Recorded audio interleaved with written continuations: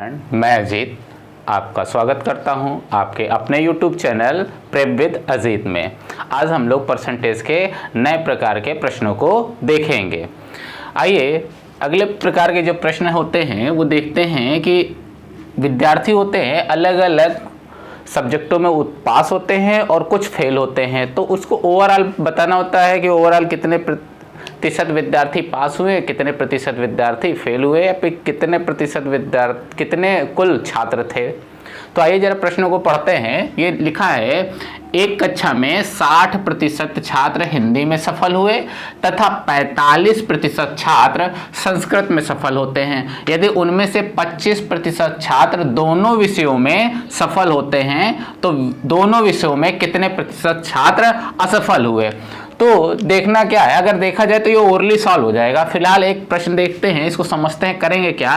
तो आप देखोगे तो हिंदी में कितने प्रतिशत पास हो रहे हैं विद्यार्थी, तो 60%। तो हिंदी लिख लिया, H फॉर हिंदी हो गया हमारे पास, और 60%। अगर ये पास है तो ऊपर P बना लिया, फेल होता तो ऊपर F बना लेते हैं, पास है। फिर क्या कह रहा है, 45% संस्कृत में, तो 45% जो छात्र हैं वो संस्कृत में पास हो गए। दोनों ही विषयों में आप देखोगे तो 25 बोथ, यानी कि दोनों ही विषयों में 25% छात्र पास हो रहे हैं। अच्छा, तीनों ही पास थे तो तीनों ही पास के कंडीशन में आ गया। एक मिनट के लिए अगर समझें कि अगर ये दो लाइन है, एक हिंदी का है और एक संस्कृत का है, अगर यहाँ पे 60 लोग हैं और यहाँ पे कितने हैं, 45 लोग हैं। अब ये 25 लोग जो हैं वो 25 लोग इसमें भी हैं और 25 लोग इसमें भी हैं, वो कॉमन हैं। तो ये 25 लोग रिपीट हो रहे हैं, तो ये जो रिपीट हो रहे हैं इनको एक जगह से कहीं से निकाल लें तो वो जो एक्स्ट्रा काउंट हो रहे हैं वो बाहर निकल जाएंगे। तो 25 चाहे इस लाइन से हटा दो चाहे 25 इस लाइन से हटा दो। अगर 25 इस लाइन से हटा दोगे तो 45 में से 25 जाएगा, बचेगा कितना आपके पास, 20। यानी कि 60 इस लाइन में और 20 इस लाइन में, टोटल कितने हो गए, 80।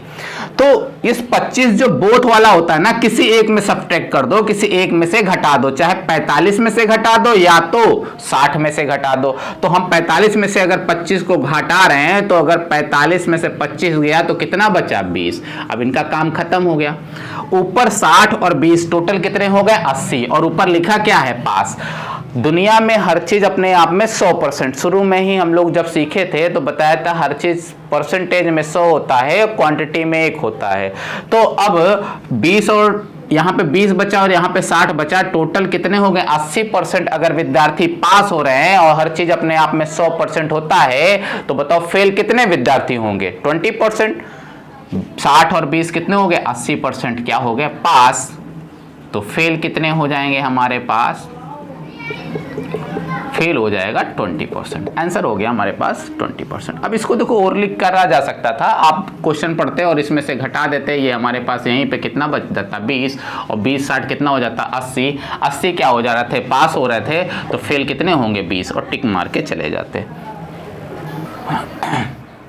अगले प्रश्न देखते हैं। तो एक परीक्षा में 70% प्रतियोगी अंग्रेजी में, 80% प्रतियोगी गणित में सफल होते हैं, 10% प्रतियोगी दोनों विषयों में असफल होते हैं। यदि 144 प्रतियोगी दोनों विषयों में सफल होते हैं तो प्रतियोगियों की कुल संख्या क्या थी। अभी वहां सब सफल दे थे, सेम थे, इस बार थोड़ा सा सेम नहीं है। यहाँ पे देखो, आप देख रहे हो 70% विद्यार्थी अंग्रेजी में, 80% प्रतियोगी गणित में सफल हो रहे हैं, और यहाँ पे 144 प्रतियोगी दोनों विषयों में असफल होते हैं। तो कह रहे दोनों विषयों में असफल होते हैं 10%। अब यह क्या है, दोनों विषयों में असफल हो रहा है। तो आइए जरा देख लेते हैं सफल वाले में पास कितने हो रहे हैं हमारे पास। तो पास किस में हो रहे हैं, पहले इंग्लिश में कितने पास हो रहे हैं, तो आप 70%। फिर आप देखोगे तो गणित में कितने पास हो रहे हैं, तो 80%। अब ये जो है 10% जो है वो दोनों विषयों में है, और ये है क्या, दोनों विषयों में असफल है या फेल है। यानी कि यहां पे तो 10% नहीं रख सकते हैं, हर चीज अपने आप में 100% होता है। अगर 10% भाई साहब फेल हो रहे हैं, 10% दोनों विषयों में फेल हो रहे हैं, तो 90% लोग क्या हो रहे होंगे, पास। तो पास कितने हो जाएगा अब की बार, 90%। क्लियर? अगर सेम होता, पास अगर 10% होता तो चुपचाप 10% रख देते, लेकिन वो कह रहा है 10% असफल हो रहा है, तो हर चीज अपने आप में 100%। अब जब 100% में 10% फेल हो रहे हैं तो पास कितने हो रहे हैं? 90। अब हमने कहा जो बोथ वाला होता है दोनों में शामिल होता है, किसी एक में से घटा दो, तो 80 में से 10 90 जाएगा तो कितना बचा? भाई माइनस का 10, इसमें से 10 चला जाएगा तो कितना बचेगा? 60 बचेगा। या फिर ऐसे समझ लो 8 7 15, ये 15 में से 90 चला गया, कितना बच गया? 60। या फिर किसी में से घटा दो, देखो 80 में से 90 घटेगा तो माइनस का 10 बचेगा, अभी माइनस का 10 जाए 70 में से जाएगा, किसी एक लाइन में से घटाना है, तो कितना हो गया? 60। 60 क्या आ गया हमारे पास? पास है ना? 60 क्या आ गया? पास। हमारे अकॉर्डिंग 60% पास हो रहा है, लेकिन प्रश्न में कितना पास हो रहा है? 144। तो 60 बराबर कितना हो गया? 144। हर चीज अपने आप में 100% होता है, तो 60 बराबर 144, तो 1 बराबर कितना हो गया? 144 बटे 60।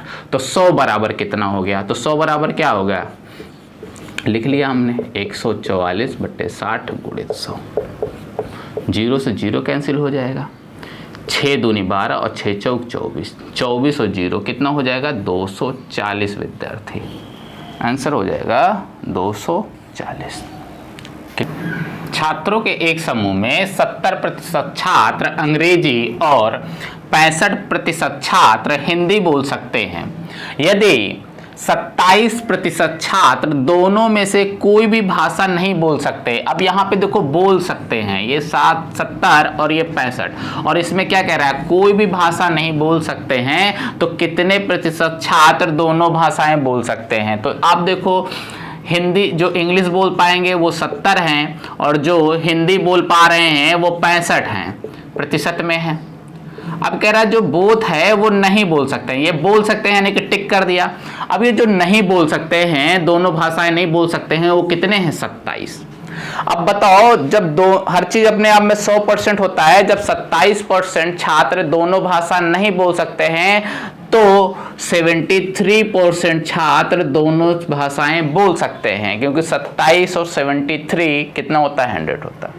अब ये हमने कहा ये दोनों में शामिल है, ये बहुत दोनों में शामिल है, किसी से एक से घटाना होगा, किसी में घटाना होगा। तो 70 है ये और 73 है, तो बताओ 70 में 70 चला गया, अभी भी 3 बचा, 3 इसमें से माइनस हो जाएगा, बचेगा कितना? 62। बताओ 70 चला गया, माइनस करना है ना, बहुत वाला माइनस करना है, तो 70 चला गया, 3 बचा, 65 में से 3 गया, तो कितना बच गया? 62। हमारे अकॉर्डिंग कितना है भाई? 62%। अब टिक वाला आ गया कि नहीं? 62। आंसर हो गया 62%। आंसर हो गया, बस इतना पूछ रहा था तो हो गया। एक परीक्षा में 42% अभ्यर्थी गणित में तथा 52% अभ्यर्थी अंग्रेजी में फेल हुए। यदि 17% अभ्यर्थी दोनों विषयों में फेल हुए हों तथा दोनों विषयों में 46% अभ्यर्थी पास हुए हों, तो कुल अभ्यर्थियों की संख्या कितनी है? तो आप देख लो, यहाँ पे 42%, यहाँ पे 52% और यहाँ पे 17%। सबकी बात कर रहा फेल। देखो यहाँ फेल और ये भी क्या है? फेल है। तो चीज़ें देख लेते हैं, सब फेल है तो अलग से हमें 100 से घटाना भी नहीं पड़ेगा यहाँ पे। तो यहाँ पे देखो मैथ में कितना हो गया हमारे पास? 42%। क्या है ये? पास है, P बना लिया हमने 42%। सॉरी फेल है ना, अनुत्तीर्ण है, फेल है, तो F बना लिया हमने, फेल है। फिर से अंग्रेजी में 52%, अंग्रेजी में 52% फेल हुए। यदि दोनों विषयों में, यदि 17% अभ्यर्थी दोनों विषयों में फेल हुए हों, तो बोथ में कितने हो गए? 17। अब ये दोनों में शामिल है, किसी में एक में घटा दो, तो 17 17 34 17 51, यानी 17 घट गया तो कितना बच गया हमारे पास? 35 बच गया। 35 17 कितना होते हैं? 52, 7 5 12। ठीक है, तो ये अब काम खत्म हो गया। अब देखो कितना बचा? 42 और 35 कितना हो गया हमारे पास? 7 7 77। अब ये क्या था? फेल था ना, तो ये क्या हुआ? फेल हुआ। 77% विद्यार्थी क्या हुआ? फेल। हर चीज अपने आप में 100%। जब 77% विद्यार्थी फेल हुए हैं तो पास कितने हुएंगे? 100 से 77 माइनस करो तो आपको कितना आ जाएगा? 23%। यानी कि पास हुए विद्यार्थी कितने हैं? 23। हमारे अकॉर्डिंग 23 विद्यार्थी क्या हो रहे हैं? पास हो रहे हैं। हर चीज अपने आप में 100%, तो 23% विद्यार्थी हमारे अकॉर्डिंग पास हो रहे हैं। लेकिन प्रश्न में कितने विद्यार्थी पास हो रहे हैं? 46 विद्यार्थी पास हो रहे हैं। तो 23 बराबर 46, तो 1 बराबर कितना हो गया 46 बटे 23, 23 दूना 46, 1 बराबर कितना हो गया 2, यानी 1% बराबर 2। हर चीज अपने आप में क्या होता है 100%, तो 100% बराबर कितना हो जाएगा हमारे पास 200। 1% बराबर 2, तो 100% बराबर कितना हो गया 200। आंसर हो गया 200। क्लियर। किसी परीक्षा में 60% विद्यार्थी अंग्रेजी में तथा 70% गणित में उत्तीर्ण हुए हों तथा 20% विद्यार्थी दोनों विषयों में अनुत्तीर्ण फेल रहे हों, यहाँ पास हो रहा हो और यहाँ फेल हो रहा हो, तथा 25 विद्यार्थी दोनों विषयों में पास हो, तो कुल परीक्षार्थियों की संख्या तभी बता सकते हैं जब क्वांटिटी दे रखा हो। देखो यहाँ पे क्वांटिटी दे रखा है, क्वांटिटी नहीं दे रखा हो तो केवल परसेंटेज बता पाएंगे। तो आप देख रहे हो कि 60% विद्यार्थी अंग्रेजी में क्या हो रहे हैं पास हो रहे हैं, तो अंग्रेजी में क्या हो गया हमारे पास 60% पास हो रहे हैं, P बना लिया हमने। फिर उसके बाद गणित में आप देख रहे हो 70% क्या हो रहे हैं पास हो रहे हैं, तो गणित क्या कर लिया हमने 70% पास बना लिया।